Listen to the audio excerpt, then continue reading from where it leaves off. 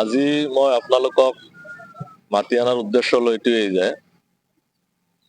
যোৱা 20 তাৰিখ অৰ্থাৎ পৰহি দিনাখন মই 58 নম্বৰ চামগুৰি সমষ্টিৰ AIUDF দলৰ অৰ্থাৎ সৰ্বভাৰতীয় সংযুক্ত গণতান্ত্ৰিক মৰ্চা দলৰ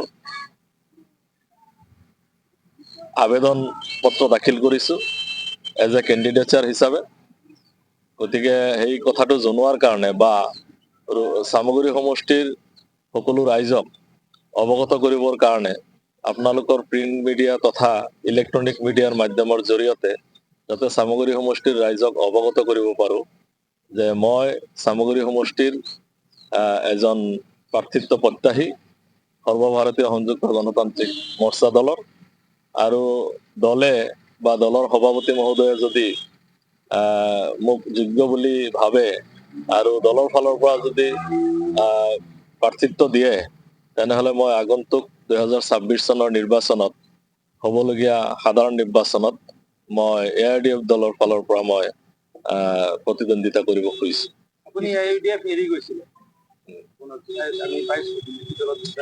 হয়, মই যোৱা লোকসভা নিৰ্বাচনত মই বিজেপি দলত যোগদান কৰিছিলো, কিন্তু আজি প্ৰায় এমাহমান আগত মই দলত আকৌ AIUDF দলত মই যোগদান কৰিলো আৰু তাৰ এক্টিভ মেম্বাৰশ্বিপো মোৰ তাত আছে। আৰু দলৰ সভাপতি হজৰত মৌলানা বদৰুদ্দিন আজমল চাহাবে মোক মাতি নিছিলে আৰু তেখেতে যেতিয়া আদৰি লৈছে গতিকে দলত যোগদান কৰাৰ কোনো প্ৰয়োজন নাই। গতিকে তেখেতক মই সুধিছিলো, তেখেতে কৈছে নাই, তুমি যিহেতু দলত আছিলা, আজি দল জন্মলগ্নৰে পৰা তুমি আমাৰ এই দলত আছিলা আৰু এই দলত আপোনালোকে জানে যে 2005 চনত এই দলৰ জন্ম, 2005 চনৰ 3 অক্টোবৰত এই দলৰ জন্ম হৈছে। আজি প্ৰায় 21 বছৰ হ'ল। 21 বছৰৰ ভিতৰত 18-19 বছৰে মই এই দলত ছাৰ্ভিচ দিছো আৰু এই দলৰ পৰাই মই 2011 চনত এই দলৰ মই ৰূপীহাট সমষ্টিৰ পৰা বিধায়ক আছিলো, আপোনালোকে জানে। গতিকে এই দলত প্ৰায় 18-19 বছৰ ছাৰ্ভিচ দিয়াৰ পিছত কিবা কাৰণত কোনো ব্যক্তি বিশেষৰ লগত মোৰ অলপমান খং আৰু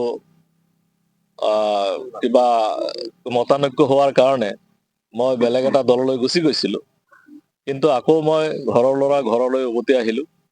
গতিকে সেই হিচাপে দলৰ সভাপতি হজৰত মৌলানা বদৰুদ্দিন আজমল চাহাবে মোক আঁকোৱালি লৈছে, তেখেতে দলত আদৰি লৈছে।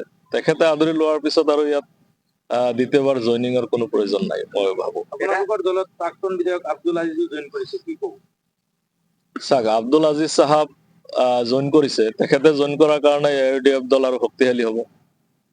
মই ভাবো যে তেখেতে দলত আহিছে আৰু দলক ভালকে ছাৰ্ভিচ দিয়ক, ভালকে কাম কৰক আৰু দলৰ হৈ পেলাই তেওঁ আৰু ভালকে কাম কৰিলে মই ভাবো দল শক্তিশালী হ'ব। আপোনাৰ বাবে প্ৰত্যাখ্যান হ'ব নেকি আব্দুল আজিজ চাহাবে? চাওক, তেখেতো এজন টিকেট প্ৰত্যাশী, তেখেতে টিকেট বিচাৰিছে আৰু জাষ্ট নতুন দলত নতুনকে জইন কৰিছে।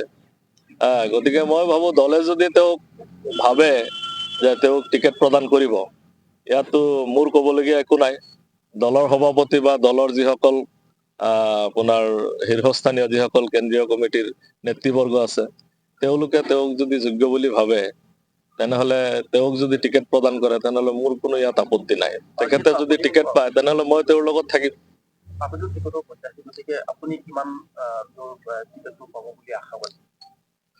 চাওক, আশাবাদীতো চবেই।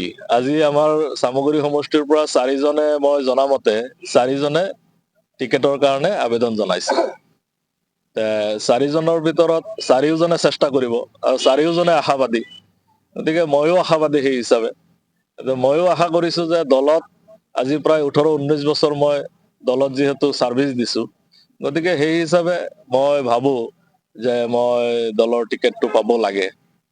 কিবা কাৰণত যদি নাপায় তেনেহলে আপুনি কি কৰিব? কিবা কাৰণত যদি নাপাও তেনেহলে মই দলতে থাকিম, দলৰ হৈ কাম কৰিম। যিহেতু AIUDFৰ পৰা ৰূপীহাট সমষ্টিৰ পৰা আপুনি বিধায়ক আছিলে, তাৰপিছত বিজেপিলৈ গ'ল, এতিয়া আকৌ AIUDFলৈ আহিছে, এতিয়া ৰাইজক কি ক'ব? ৰাইজে আগবাঢ়ি যাবলৈ উদ্দেশ্য কি আছে? চাওক, এইটোতো মই ক'লোৱেই যে দল বহুত মানুহ আছে, বহুত নেতা আছে যিসকলে আপোনাৰ এটা দলৰ পৰা আন এটা দললৈ গৈ আছে। আজি আপোনালোকে যিজনৰ নাম ক'লে আব্দুল আজিজ চাহাব, আব্দুল আজিজ চাহাবে এনেকুৱা কোনো দল নাই যিটো দলত এতিয়ালৈকে তেওঁ যোৱা নাই। এতিয়ালৈকে কমেও 10টা দল বাগৰি বাগৰি আহি পেলাই AUDF দলত আহিছে। গতিকে এই প্ৰশ্নটো তেখেতকো কৰিব পাৰে। আপোনাৰ মতে আব্দুল আজিজ থাকিবনে নাই AUDF মইতো বঞ্চিত হলে? টিকেটৰ পৰা যদি বঞ্চিত হয় এইটো তেওঁৰ ব্যক্তিগত কথা। মই ভাবো যে এইটো বয়সত আৰু দল বাগৰিব নালাগে। গতিকে তেখেতক মই পৰামৰ্শ দিয়াৰ মোৰ দৃষ্টতা নাই, কিন্তু মই তেখেতক কওঁ বদৰুদ্দিন আজমল সাহেবক বিভিন্ন সমালোচনা কৰিছে আব্দুল আজিজে, কুইজ বদৰুদ্দিন বুলিও কৈছে, আপুনি কি কব? চাওক, যেতিয়া তেওঁ বদৰুদ্দিন আজমল চাহাবক সমালোচনা কৰিছে তেতিয়া তেওঁ বেলেগ এটা দলত আছিলে, তেতিয়া AUDF দলৰ তেওঁ বিৰোধী আছিল। গতিকে AUDF দলৰ যিজন সভাপতি তেখেতক সমালোচনা কৰাটো স্বাভাৱিক কথা। গতিকে তেতিয়া তেওঁ সমালোচনা কৰিছিল, এতিয়া দললৈ আহিছে। বিভিন্ন টকশ্বুত তেওঁ কৈছে যে AUDFৰ কাৰণে বিজেপি চৰকাৰ হৈছে অসমত। এইটো তেখেতে তেতিয়া কৈছিল, কিন্তু এতিয়া কি কৈ আছে? যোৱা তুলসীৰ পাত হৈ গল নেকি আপোনালোকৰ দলত যোগদান কৰি? না, এতিয়া চাওক, এতিয়া দলত যোগদান কৰিছে, এতিয়া দলত যোগদান কৰাৰ পিছত এইটো স্বাভাৱিকতে যিটো দলত যোগদান কৰিব সেই দলৰ যিজন সভাপতি বা সেই দলৰ যিসকল কৰ্মকৰ্তা আছে বা সেই দলৰ গুণগান গোৱাটো এইটো স্বাভাৱিক কথা, গাবই লাগিব। কিন্তু যেতিয়া এই দলৰ বিৰোধী আছিল তেতিয়া এই দলৰ বিৰোধিতা কৰিছিলে। ৰূপহীৰ বিধায়ক আপোনাৰ নুৰুদয় কৈছে মানে AUDFত ভোট দিয়াতকৈ বিজেপিত দিয়া ভাল। এই সম্পৰ্কে আপোনাৰ কি প্ৰতিক্ৰিয়া হ'ব? এয়া চাওক, এইটো ৰূপহীয়াত সমষ্টিৰ যিজন বিধায়ক তেখেতে যিটো মন্তব্য কৰিছে এই মন্তব্যটো সম্পূৰ্ণ ভিত্তিহীন। কাৰণ যোৱা আপোনাৰ ৰাজ্যসভা ইলেকশ্যন বা যোৱা ৰাষ্ট্ৰপতি ইলেকশ্যন, যি দুটা ইলেকশ্যন হৈ গ'ল, আপোনালোক সাংবাদিক বন্ধুসকলে আপোনালোকে জানে যে এই দুটা ইলেকশ্যনত যিজন বিজেপিৰ প্ৰাৰ্থী আছিলে তেওঁ 23টা ভোট বাহিৰৰ পৰা লাভ কৰিছিলে। AUDFৰ আছিলে কিমান? 14টা। বাকী ভোট কেইটা ক'ৰ পৰা গ'ল? নিশ্চয় সেইকেইটা কংগ্ৰেছৰ পৰা গৈছে। ধৰি ললো যে AUDFৰ 14 জনেই দিছে, ধৰি ললো, কিন্তু বাকী সেই আপোনাৰ 9টা ভোট ক'ৰ পৰা গ'ল? সেই ভোট কেইটাতো আপোনাৰ কংগ্ৰেছৰ পৰা যাব লাগিব। গতিকে কংগ্ৰেছেই হওক, তেওঁলোকে যেনেকে কৈ আছে যে AUDFৰ সম্পৰ্ক আছে বিজেপিৰ লগত, কিন্তু আচল সম্পৰ্কটো আচলতে কংগ্ৰেছৰ আছে। আজি কংগ্ৰেছৰ কোনজন নেতাৰ হিমন্ত বিশ্ব শৰ্মাৰ লগত সম্পৰ্ক নাই?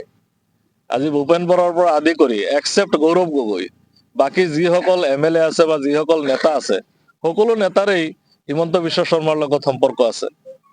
সমান্তৰালভাৱে আপোনাৰো তেনেকুৱা মানে সম্পৰ্ক থকা আপুনি দেখা পাইছে?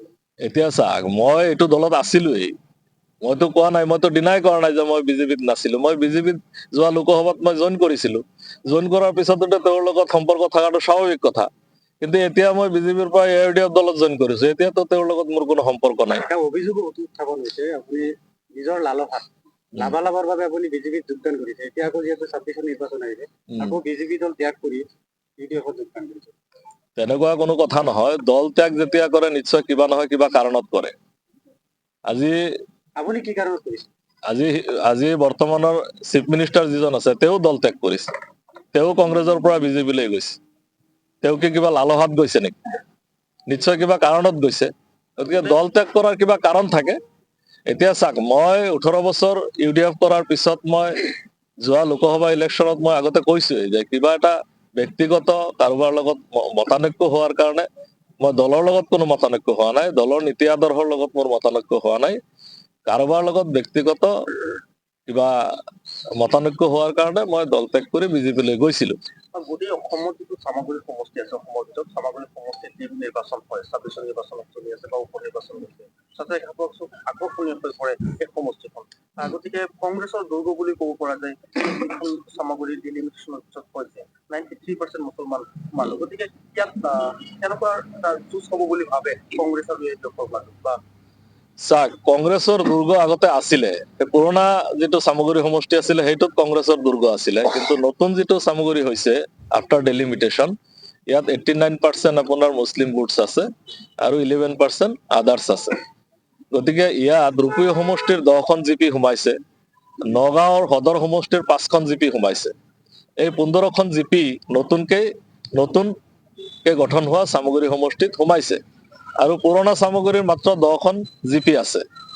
গতিকে সামগ্ৰিকভাৱে ক'বলৈ গ'লে এই নতুনকে যিখিনি 15টা জিপি সোমাইছে এই 15টা জিপিত কংগ্ৰেছৰ কোনো আধিপত্য নাই আৰু পুৰণা যিখিনি 10টা সমষ্টি 10টা জিপি সোমাইছে সেই 10টা জিপিত হয়তো কিবা এটা আধিপত্য থাকিব লাগে, কিন্তু যোৱা যিটো আপোনাৰ বাই ইলেকশ্যন হ'ল সেই বাই ইলেকশ্যনত দেখা গৈছে যে আপোনাৰ প্ৰায় 50% ভোট বিজেপিয়ে মুছলমানৰ দখল কৰিছে, বিজেপিয়ে পাইছিল।